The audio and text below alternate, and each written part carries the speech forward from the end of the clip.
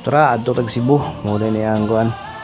Mga sir, ang Cebu Santo Niño Parish Church karon nulod na diri karon. Daghan di kayo makita diri mga sir, mga maayo kayo mga pananaw sa mga mata nga wala gid ang mga problema mga sir kay kabaluan ka. Kani nga simbahan mo sagrado kay niya. Kay dire gina-celebrate ang kapistahan ni Santo Niño.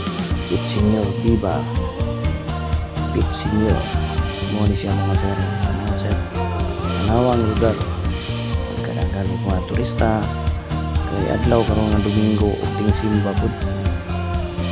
Dira kanang lugar mga sir, dira ang pinahiyot ang katong sayaw ni Santo Niño mga sir.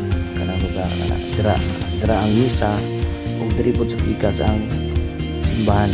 Pero karon dira magmisa sa hawan kay sir. Dira ako ang hawan dira gasayaw ang mga iba pitsinyor kung magpista na. Kung diri karon sir, sulod mi diri karon. Aron tan-aw sa sulod, unsay sulod diri sa simbahan ni Senyor Santo Niño.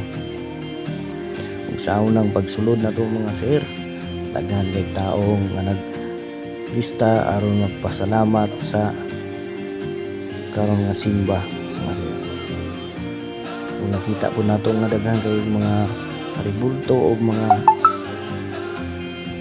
kanang mga tao mga dibuto yun. Ay nagang santos, klase nga santos ang imong makita diri. Santos ni Papa Jesus na ako kaya nga hindi po ka mo halad wish sa imong mga gusto nga sa imong kinabuhi sa apil na sa imong mga pamilya. Dira ang simbahan mga sir, bilin ka pwede sa subidra kay bawal lang ang cellphone kani nagkuha lang ano ng cellphone mga sir para lang po mga kabalubod na ba nga inani kaya ang sulod sa Parish Church Cebu Santo Niño.